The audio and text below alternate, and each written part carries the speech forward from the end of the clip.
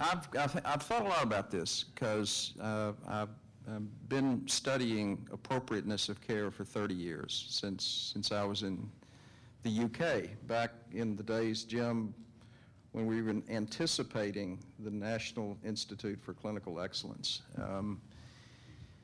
I think it's three things. I think one is the standard of care in this country is not based on evidence, it's based on what we pay for. So we pay for doing more instead of doing right things. That's exacerbated by a fragmented system, 1,300 insurance plans, 5,800 hospitals. We're not a consolidated system, we're a fragmented system, and everybody has a different system and business model and infrastructure. And then third, all of that's enveloped in public policies that reinforce all of that inefficiency, ineffectiveness, and ignorance on the part of the population. So I think it's those three things, and I don't think we're being very honest in this reform discussion about root cause. Larry? Well, I would agree that ignorance is a huge issue, and education is not the solution to it. We know what the problems are. The Wenberg studies have been documenting for 20 years about the variation in practice patterns, but we've been very ineffective at trying to redress those. So it really does boil down to fundamentally changing the incentives on both the supply and demand sides of the market, both the way we pay for providers, as Paul said, but also the way we all go about purchasing our health insurance versus our prepaid health care in ways where we make appropriate trade-offs. And right now, the subsidies are such, in the form of tax-exempt treatment of health benefits, that the government is subsidizing all of our purchase to the tune of $250 billion a year. Right there, you can fund your initiatives to expand access to health care. So we've got to come back to a very basic issue of what are our incentives on both the supply and demand side and reconcile those. Jim, what do you think? Well, let me state for the record that my constituents are not ignorant. Other people's constituents other people's constituents may or may not be ignorant, but mine are. You're learning. You're really learning, aren't you? One of the first rules in business is the customer is always right. So, and you shouldn't have to take a semester-long course at Vanderbilt Business School or get an MBA degree to understand this. But somehow it's become so complicated that it's almost impossible to understand it unless you spend almost 2 years immersed in the topic. Average families just want to get well. They want to be able to afford the cure. You know, this shouldn't be that hard, but somehow we've made it almost infinitely complex. So I think the fundamental problem is here we are in the information age and we're getting less information than we used to when we only had 3 channels. You can live in your own parallel universe now. You can live in the Fox world or the MSNBC world or the CNN world or the Comedy Channel world, and they don't intersect. So you're entitled to your own opinion, but you're not entitled to your own facts. And there's not a common basis of fact anymore. You know, we don't know. And even business schools face this with these magazine ratings and all these superficial criteria. How do you get the truth? You know, hospitals face it. Doctors are going to face it more and more. All we want is have purchasing for value. We want money, our money's worth. What's wrong with that? But the system is so complex, it's almost impossible to find that out. Paul and I were talking earlier about the challenge on comparative effectiveness. You know, we're not allowed to know which product is, or service is worth buying. You know, I think empowering the consumer, empowering the patient will go a long way toward getting the system right, getting the economics right, and getting, hopefully, families more clued into what's going on here. Well, I may be shocked here, but I think I hear you somewhat agreeing with Larry Van Horn, which is you want the consumer and the market to take care of it, and Larry's saying we got to. Is that? Did I get that wrong? Well, Larry and I get along fine. You know, he is a right-wing nut, but that's okay. No, it's. We have medicine for that. I think Isn't that what got us where we are today? I think it's a genetic defect in Larry's case, and there's no curative surgery. It's missing the diagnosis, Larry. That's what got us here. No, but I think we are already way beyond the standard of care here. I'm not sure that I've heard consensus on this panel in terms of specifically what the reform should look like. That being said, let's just get pragmatic for a minute. What do we think is actually going to happen in terms of reform? And Jim, I'm going to start with you. Well, just last Monday in this very hotel, former Senator Tom Daschle, the optimist, said there was a 50-50 chance that health reform would pass this year. Senator Bennett said that there was a 30% chance. I'd say it's more like 60-70% chance something will pass this year. I think it all depends on whether it's a good bill or not. And still my favorite approach is, as the folks, the many students who are in the audience know, that it's the Wyden-Bennett Healthy Americans Act. It's completely bipartisan. It's scored to save money short-term and long-term. No new taxes. Covers everybody. What's not to like? But it's clearly not been the favorite of certain powerful committee chairmen in Washington.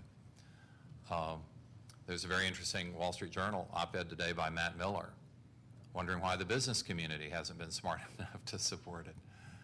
I think there's a fundamental change in the sort of business community ethic. And forgive me, those of you who were at the breakfast talk I made. 15, 20 years ago, business knew what it was against, and that's great. But they also felt a moral obligation to know what they were for.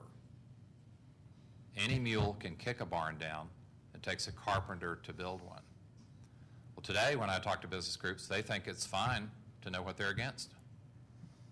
And they feel no obligation whatsoever to be for anything or to come up with their own plan. The blame game is simply too much fun. Well, given the fiscal pressure we face and the accumulated interest on $64 trillion of obligations, we don't have a lot of time to wait. And these are all business issues. So where's the plan?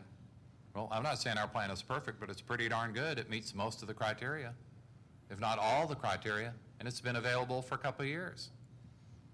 And there are plenty of brave senators in both parties on the bill and in the House. So we've got to get realistic about this, and hopefully people will feel an affirmative obligation to be constructive. But Jim, does the Healthy Americans Act address the Medicare problem? The $64 trillion nut problem? It wasn't designed to do that. It could. We were happy to add Super Med PAC. We're happy to do other things, but none of the reform proposals out there now address what you put forward as the biggest problem. Yeah, but for 3 or 4 years I've had a bill called the SAVE Act, completely bipartisan, to address purely the entitlement issues. And it's gone precisely nowhere because where is the business support for that? You know, everyone is feathering their own nest at the expense of the good of the country. And I'm for prosperity. I'm for profits. But somebody's got to put the national interest first, especially when we're this close to the edge. Can I propose 3 solutions that are bodacious? Go quickly? for it. The more bodacious, the better. And then I'll tell you the source. One, let's have all 1,300 insurance plans use the same processes for billing, credit collections, and claims. And by the way, that scores at $37 billion a year of savings. The average doc seeing a $31,000 per year reduction in operating cost. Second, let's gradually align incentives around the evidence. The clinical comparative effectiveness program that Baucus and Conrad have proposed and others have proposed. And then third, let's shift 6 to 10% of the dollars from tertiary and acute care into primary care and expand scope of practice for mid-levels so that the 40% of the visits that don't require going to a doctor are not seen by a medical doctor. Now, those are not new ideas. We hosted meetings in May for the White House. 5 days, 7 half days. These were the characters, America's health insurance plans, the ones that the White House has demonized since June the 1st. American Medical Association, American Hospital Association, AdvaMed, Bio, Pharma, and the big union, SEIU. We had these groups in our offices. And in that period of time, we were told by the White House, let's find $2 trillion to take out of the system so that we reduce costs, bend the curve without compromising care. So that was industry responding, and on June the 1st, there's a letter to the White House that says, here's the $1.7 trillion that we can take out of the system. This is what the private sector would commit to do. So I think that would have been a pretty darn good start, and it would have bent the curve. It incorporates key elements, but doesn't go as far. I like Bennett Wyden / Wyden Bennett. When Bob was here last week, he instructed me to always refer to it as Bennett Wyden. But I think those are realistic, and what our polls are saying is people are afraid of the government. It's not so much reforming healthcare, it's they're afraid of the government, and they're saying it's the Postal Service over again, it's public education over again. Why should the government fix it? But they want to see it fixed. So I think those would be 3 areas where we could move fast. There are lots of vested interests in the healthcare industry. And the default, I believe, is pretty much status quo until we hit a wall where maybe the Chinese decide it's time to do something. What is the likelihood, and I know we handicapped some kind of a bill, but with all the vested interests in place, do we have a chance for meaningful healthcare reform? Or will this just be incremental, small incremental changes that may slightly bend the cost curve, or is this going to, is this something that we can big bang, or is this something that has to happen over time as market forces take over? Who wants that? That's a great question, ultimate question. And there's a lot of appeal to what Paul was saying, but there are so many problems confronting us at once. I hope that we don't so demonize our own government that we're incapable of doing anything. There's a T-shirt they sell in Washington that says, I love my country, but I hate my government. And that makes about as much sense as I love my family, but I just can't stand my parents. And government gets a lot of things wrong, but we also get a lot of things right. Don't we all agree we still live in the greatest country in the history of the world? At least government didn't mess that up, and maybe even has contributed positively to it in some way. And I think there are ways that where we can come up with common sense bipartisan solutions. And I've tried to do that throughout my whole career, and this is an opportunity for people to at least be informed enough about the solutions, because when I talk to most groups, they've never heard of the Healthy Americans Act. They don't know it exists. They don't know that other approaches exist. They haven't schooled themselves on the menu choices so they know which one they prefer. They're more in sort of the hate cycle, and I don't like that, I don't like that. And, it's important to be affirmative in life and to know what you are for. So hopefully we'll be able to do both. I think there's a real opportunity here to do that and to get a positive, sensible reform passed this year. I don't know what the insurance companies told Paul and his group, but they've told Congress that they want to cover the 47 million uninsured, and that's kind of the implicit bargain. They'll promise to behave if they get a bunch of new customers. Pharma's pretty much said the same thing. That's not a crazy way to approach it, as long as we get some real reform, because the average family out there is hurting today. They want affordable health care yesterday. And right now, we have some of the best care in America and some that's not so good. And on average, few people are confident they can afford it going into the future. And at least 47 million don't have it today. So how do we solve some of these problems? We can do it. There's ways to do that. With the business minds in this room, we could do it. I threatened to lock the breakfast group in the room until they came up with a solution. And that's really the ideal way for it to work. Then present a solution to Congress and we'll ratify it.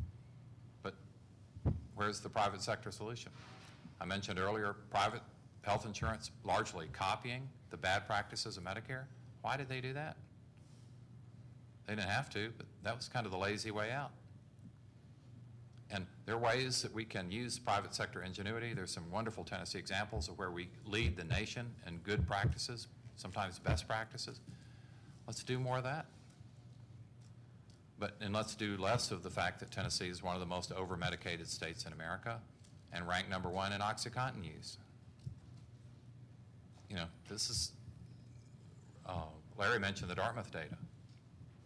You know, how many Tennessee providers are conversant with the Dartmouth data and know where we score? This is not common knowledge. So I guess now would be a good time to tell you that we are going to solve the healthcare reform issue before you leave the room. And the doors are locked from the outside. Yeah. So I hope you may, you know. No bathroom breaks. I hope you hit the bathroom prior to coming. Actually, what I'd like to do now is to open it up to the audience and to let you ask this esteemed panel questions from your perspective on reform. Yes. I've read that we spend about 75 cents for every dollar that's spent on healthcare on administrative fees. And We do what? It's false. That's way, Way wrong. yeah. And we spend like one of the most money Yeah. in the world on healthcare, and yet we're not ranked among the top countries like for healthcare performance. Like, is the problem with healthcare in this country like fundamentally the structure that like healthcare is structured, and like how do we solve it? Well, what's the general percentage of administrative fees into the Depends system? on whose numbers you use. Right. If you use GAO, it can be as low as 7%. So it depends on whose numbers you use. Even if you look at the evil for-profit health insurance companies that are vilified today, they're going to pay out somewhere between 75 and 80 cents on every dollar to providers. So there's not that's not going to solve our problems. So routinely, big bucket, 31 cents is hospitals, about 35 is docs, another 11's pharma, another 3's dental, and another 3 to 6, depending on communities, long-term care and stuff that happens after the hospital. So you're left with money. These for-profit insurance companies, and I'm not defending for-profit, the margins are 3.3%. Not-for-profits are 1.1%. So when you're hearing this new discussion of for-profit, not-for-profit insurance, the margins for the not-for-profit insurance companies are actually less than the margin for Vanderbilt Medical Center. So I think we ought to be talking, to Jim's point, about, you know, fundamentally solving the problems instead of demonizing the other guy. We do a great job in this system of circling the wagons and shooting in. We take a shot at the other guy. We say the problem's insurance, the problem's hospital, problem's doctor. It's systemically flawed. We pay for wrong results. Everybody at Vanderbilt, we had 2,400 docs on faculty. Every one of them knows that if we were paying for outcomes instead of volume, we'd do things differently. We'd train our residents differently. Our scope of practice for nurses would not be a hot issue. We would welcome their involvement. But because we skate to the puck today, we did exactly what paid us more, which is more. So, you know, that discussion of why we're so costly, my gosh, Jim, we've been battling this since '65 when we got Medicare. This is something that's just kind of taken off like a snowball.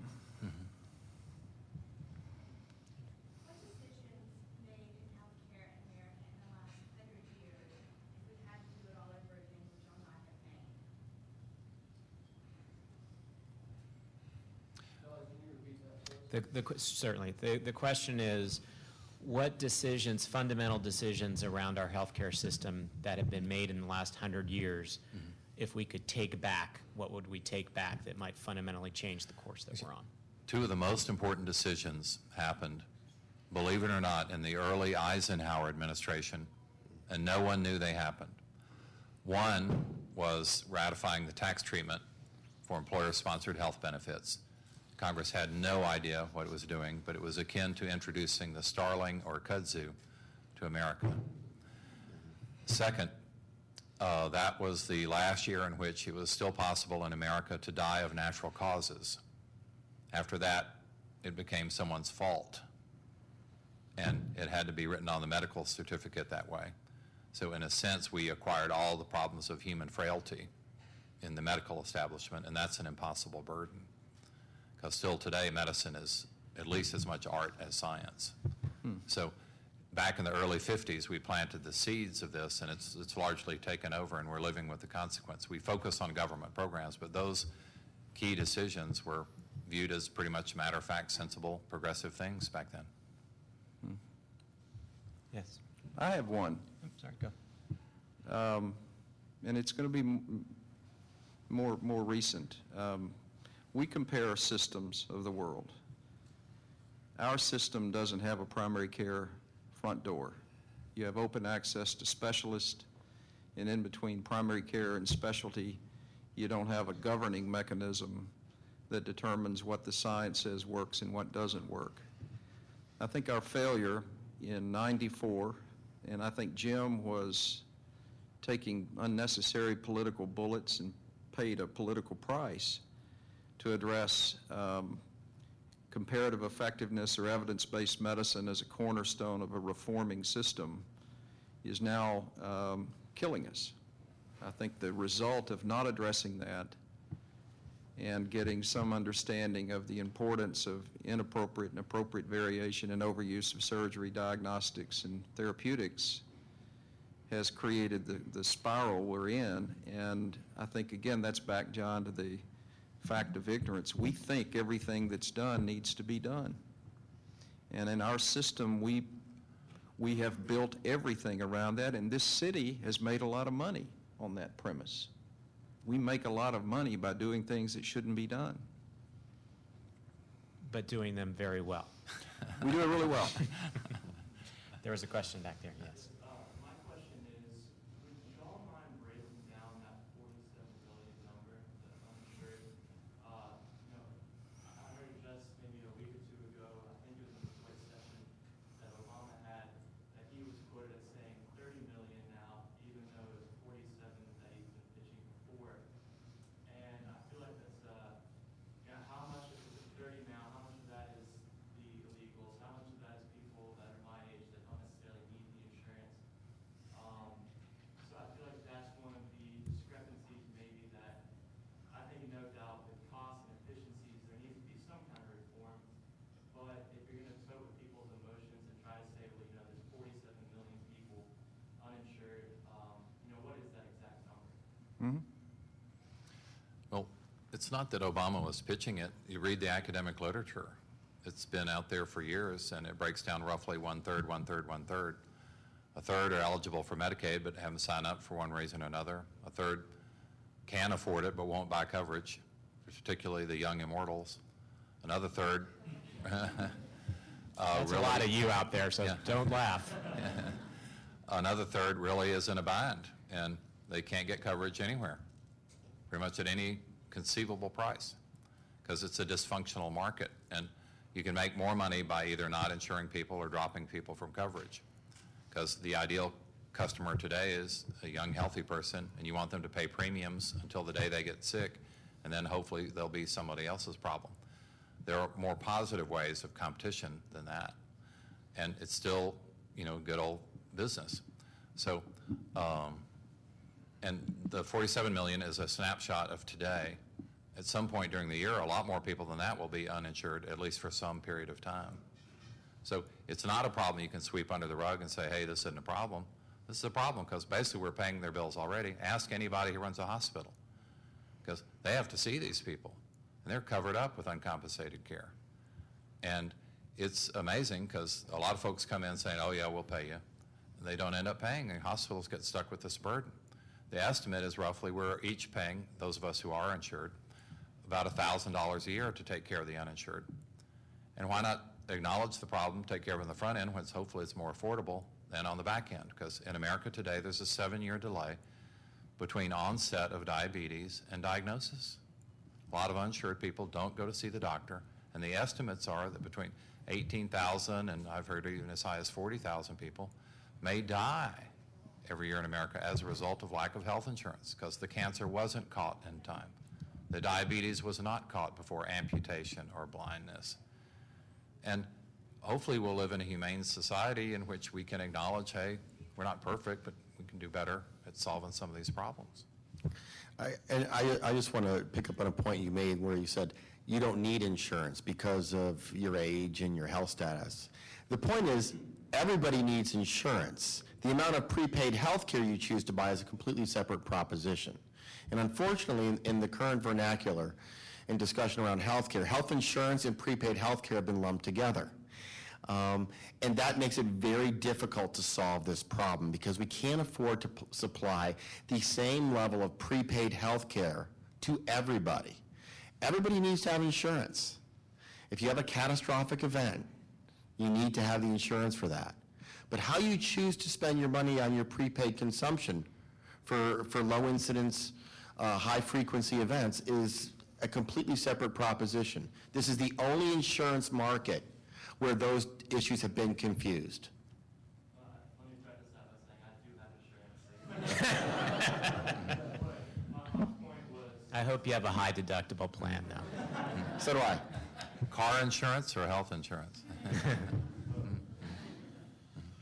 but my point was, you have the people that live out in the woods of Montana that don't think that grass will heal all their problems or something, so they're not going to pay for it until they have the catastrophic event in which we all pay for their health insurance. That was my only point to that. The most aggressive of these 5 committee bills on, not including Bennett-White, on reducing, quote, uninsured down, gets it down to about 17 million. And it presumes that 9.4 million of those are non-American, and another 7-ish are young flatbellies that live out in the woods and eat tree bark and think they can make do. And that ends That up was at, flat or fat belly? Sorry. That's a flat belly. I know. Young Invincibles, as the Baucus bill calls them.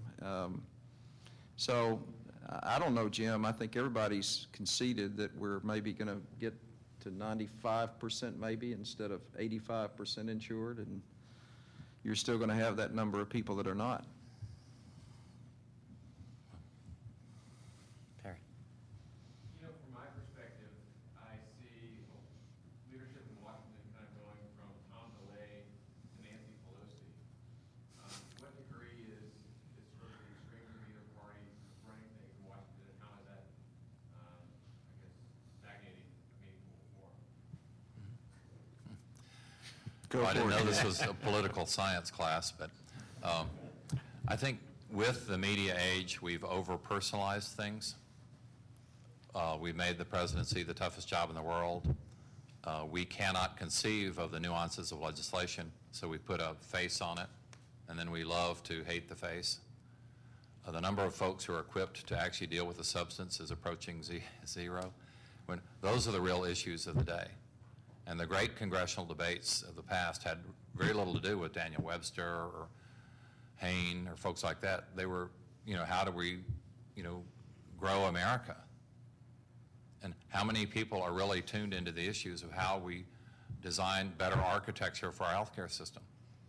Now, Vanderbilt students, I think, are better equipped than folks in most any other place to do that, but the general public, there are no tools with which they can say, oh yeah, we should probably need to fix that, or maybe we should get the price in advance, or maybe we should know what the price is, or why did Congress name a program after a poisonous snake, like Cobra? And, why do 80% of the people who are Cobra eligible turn it down? Because they're shocked at the full price. It's not an increased price, it's the first time in their lives they've ever seen the true price, and people can't handle it. Why do we hide the real number of employer paid health care? It's not on any official piece of paper in your life.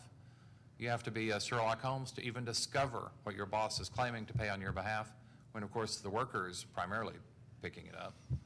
So there are a lot of these anomalies, and we're not doing a very good job of equipping society to deal with it. And part of it is it's a deliberately obscure system.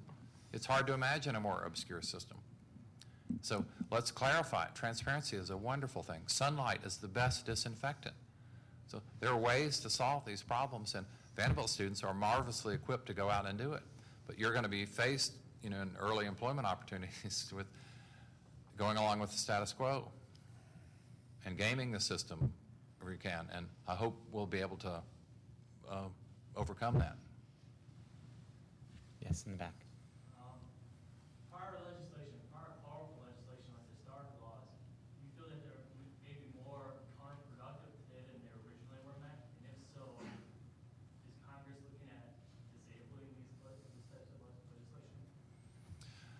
Well, the hospital folks are interested in Stark 3 legislation because they're against doctors owning specialty hospitals which don't even contain an emergency room. So if you get really sick in one of those hospitals, you have to dial 911 so you can go to a real hospital. That's kind of a crazy system if a hospital is not a hospital. You know, why do we do these things? They're basically loophole opportunities. When I think the average family wants high quality, affordable health care that's convenient.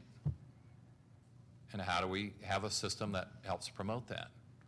When right now we're not even creating a system that grows enough primary care physicians and won't acknowledge the offerings of nurse practitioners and other mid-level providers.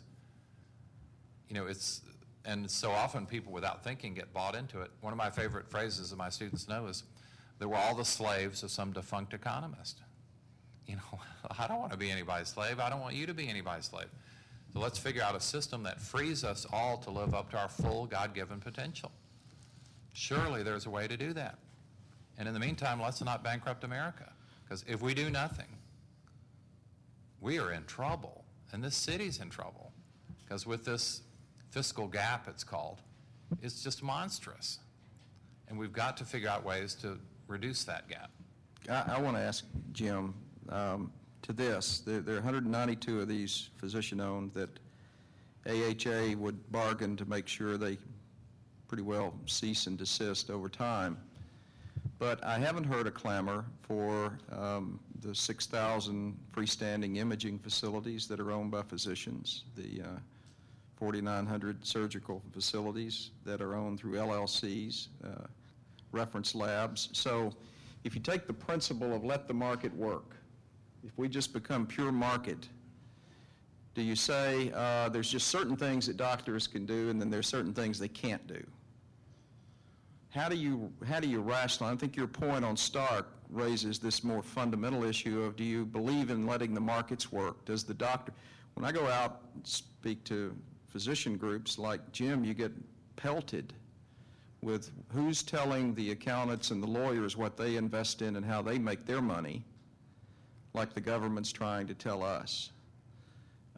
So how do you rationalize the distinction between physician-owned, whole hospitals, and other in the context of public policy and even what's appropriate and what's not? Well, these are deep issues, and they're more appropriate for a Larry Van Horn's semester-long discussion. There's probably no perfect system because we're all human beings. But, for example, why not allow doctors to sell all the pharmaceuticals right in their office, one-stop shopping? We've never allowed that. Well, unless they're in a big group. Well, yeah, but Big group you can. But most doctors aren't in big groups, and you know you have to go to the pharmacy. You have to make 2 trips. Well, why is that? You know, there are a lot of curiosities out there, and I'm not defending the CON system either. But one of the root causes, and it's seldom acknowledged, is one of the primary focuses of a primary care doctor is their power of referral, and we've made it illegal for them to be compensated for referral, even though that's an essential an element of what they do, and we want them to be good referrers. And also, we don't acknowledge that doctors today are making about $8 billion from referring to their own facilities. That's pretty good money. And some of these referrals are entirely appropriate, some of them are probably not. How do you balance that? As a free market guy, as the right-wing lunatic here, I feel the need to just weigh in on the very sensible question Paul put forward. And as some of you who know me know, I mean, the challenge of having the market be the allocation mechanism is you have to be willing to let the market work. Now, and what that means is that if people make bad decisions in markets, they have to, for the market to work, they've got to pay the price for making those bad decisions. In healthcare, the consequences could be quite drastic and significant. And here's the thing, is if we're not comfortable with having people pay the price of making bad decisions in markets, and we know that we're going to step in at the last minute and bail people out, whether it's in the form of having an ER, whether it's in the form of not withholding life-saving treatment at the time, that it would fundamentally save their lives, well, then the market can't be the fundamental allocation mechanism. And in that case, if you acknowledge it, you don't want to live in a society where you're wanting to have providers withhold treatment because people make bad decisions, then all bets are off the table in terms of just looking at the free market. Now we're already in some kind of intermediate world where we've got a universal safety net and some private sector wraparound. And I think at the end of the day, most countries will end up looking much the same. We're all kind of congealing in the same point in the middle, coming at it from different directions.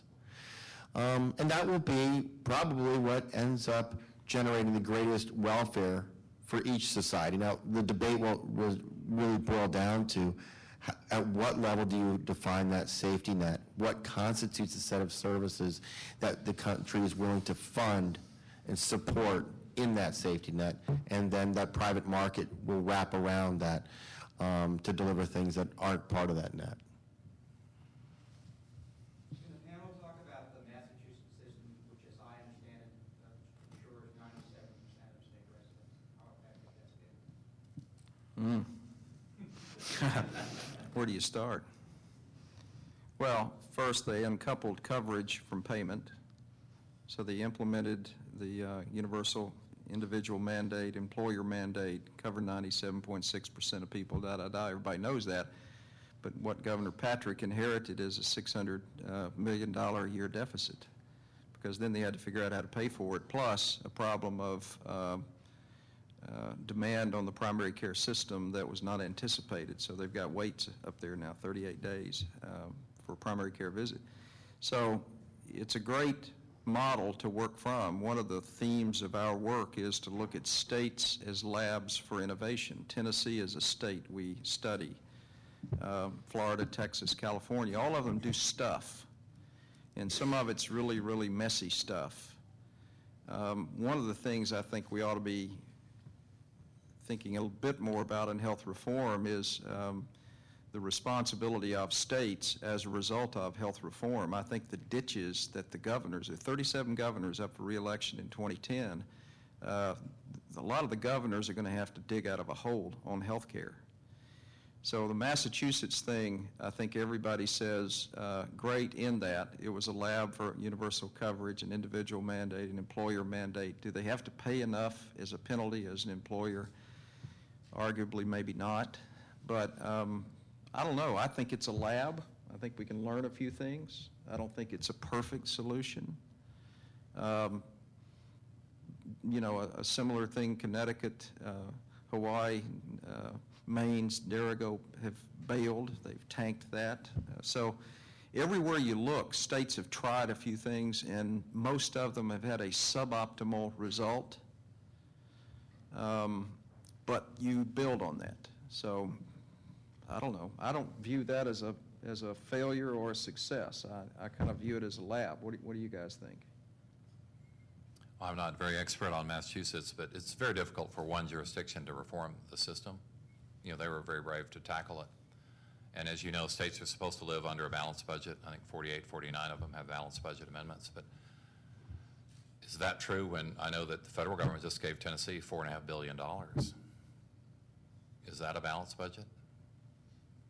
You know, most states are very dependent on the economic cycle. Right.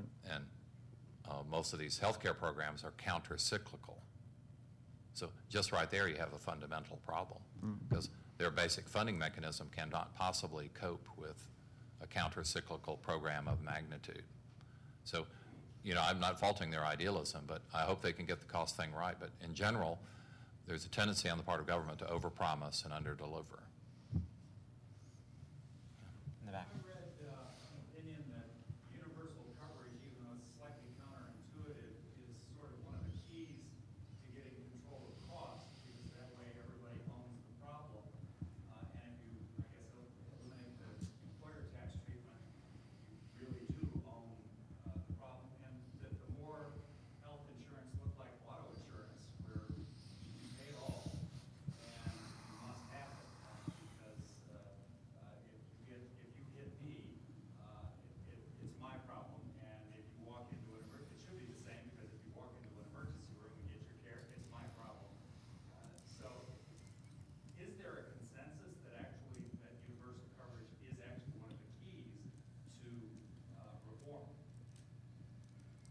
I know an economist at MIT, John Gruber, who's very much of this view, and he says that, look, once everyone's in the same boat, suddenly, miraculously, everybody cares whether the boat is leaking or not. Well, in an ideal society, you shouldn't have to put all your eggs in one basket before you care about the integrity of the basket. But it is probably a way of focusing attention. But in general, you know, most people are in denial about public finance. You know, I harp on this all the time. The federal government is the last large entity in America that still uses cash accounting. No for-profit company of any size, no nonprofit, no state or local government still uses cash accounting. Well, why do we do it? We shouldn't be allowed to do this. But people are afraid of the truth, of the consequences of accrual accounting. And I've never been lobbied by a business group to have honest accounting for the federal government, because business groups want to get their stuff and then let somebody else worry about the accounting. The real numbers are horrific. This is where these fiscal gap numbers come from. And these are present value using accrual accounting. And when Connecticut and Texas were faced with their first accrual accounting thing, they tried to repeal the laws of accounting within their own borders. This is as dumb as trying to repeal the law of gravity, you know. And yet, in, you know, Texas, Connecticut, these are real states. They tried to do that. You know, fortunately, Tennessee's usually been better run than that. I thought Texas was a country, Jim. Well, state of mind, whatever it is. You know, this is outrageous.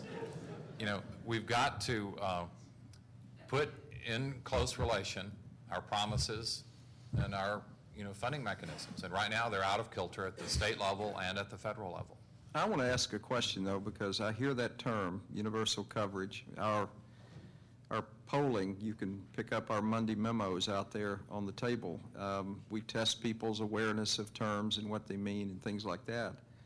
So universal coverage does not mean individual mandate.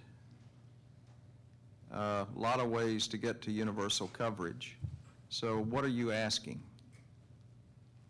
Well, I think I was coming from the point of view of an individual mandate. That's very distinct. That's a different view.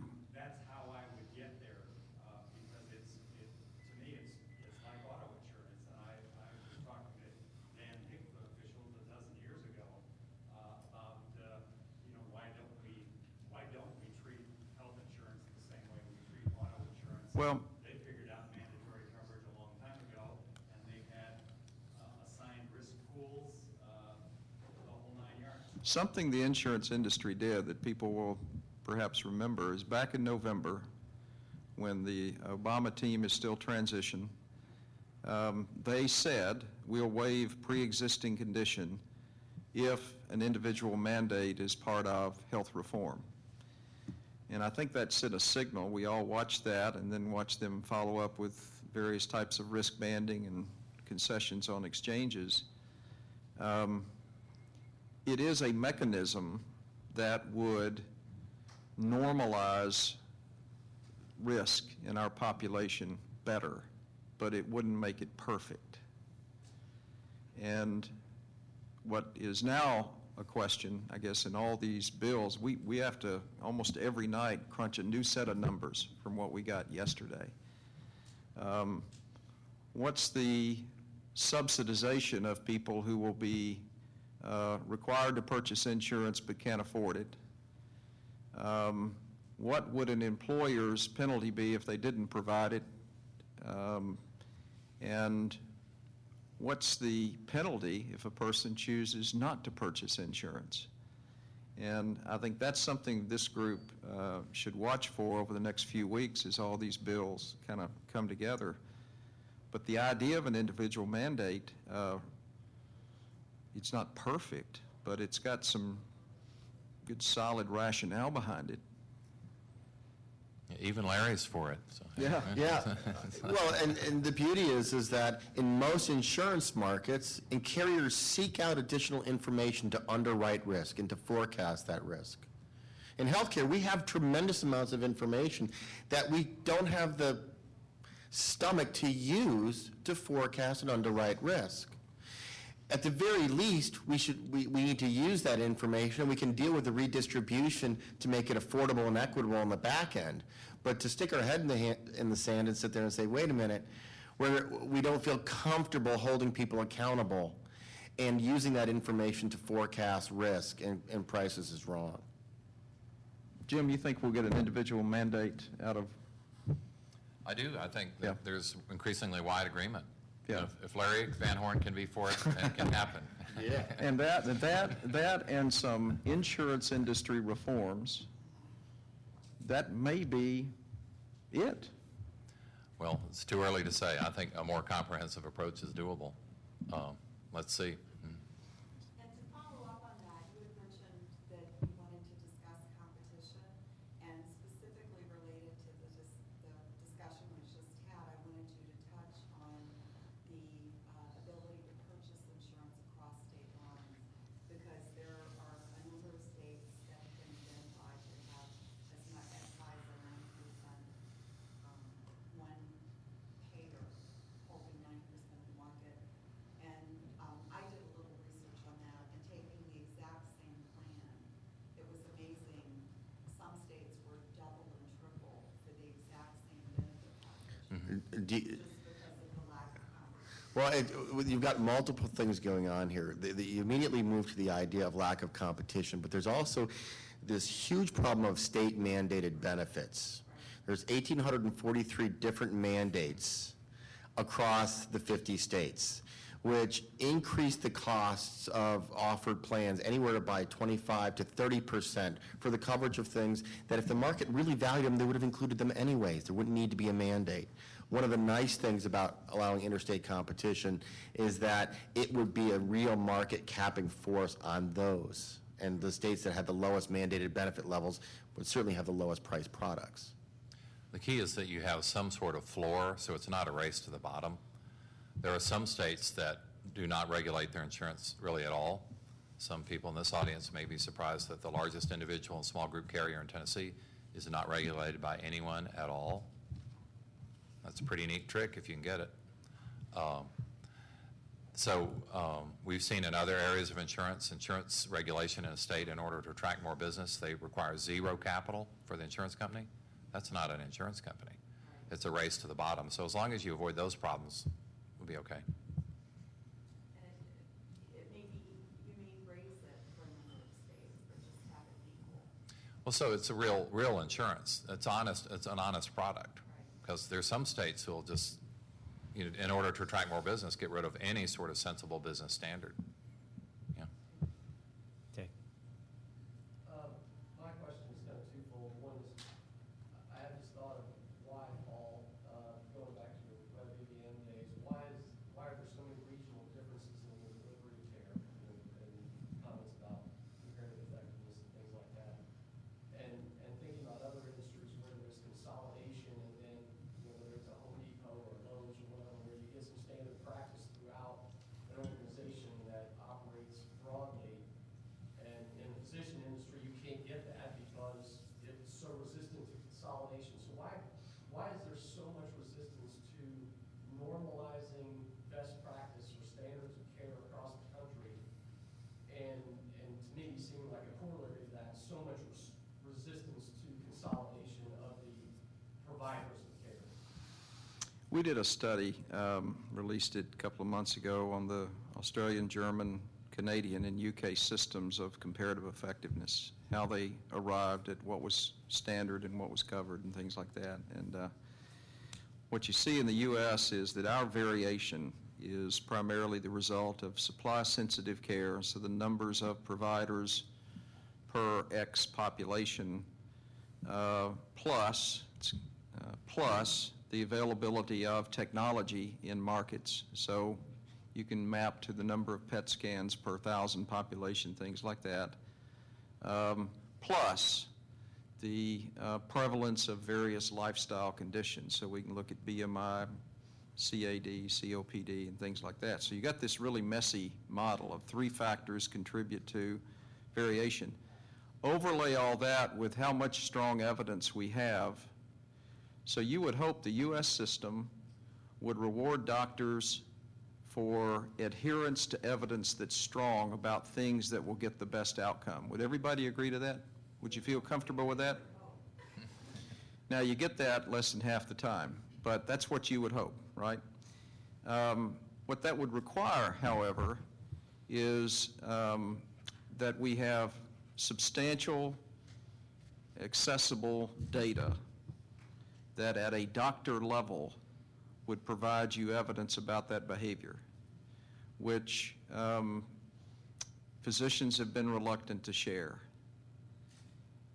One of the things that's encouraging about reform, what Jim and I were talking about a few minutes ago, is I think coming out of this, you're going to see that. You're going to see transparency at the physician performance level as well as at the aggregated level, bundled. But we don't have a standard in our country for looking at appropriateness of care. However, 1,300 different insurance companies are doing this every day. Talk about taking cost out of the system. One of the studies I did before I left Vanderbilt was comparing coverage and denial processes in 85 different health plans. How do they sort through the evidence? How do they determine appropriateness and accuracy of diagnostics, appropriateness and accuracy of therapeutics? And 85 different approaches, 85 different data sets. So huge opportunity for savings. Most people on the Hill, Jim Cooper, and maybe I could name on my hand 2 or 3 others, would get it. Most of the folks up there roll over when this discussion comes up. We have 16 physicians in Congress. You wouldn't hear the physicians in Congress saying, we really need to look at the evidence and align performance with the evidence. So I've become very disappointed in this discussion because it's a huge source of unnecessary expenditure. It's a huge myth in our population that we get the best care, but it's certainly something that makes a lot of people a lot of money. All right, so I think we're going to have to cut off, but I have one last question for each panelist. It's a yes or no answer, okay? The question is, will there be meaningful healthcare reform passed by January 1 of this year? Yes. No. Yes. No.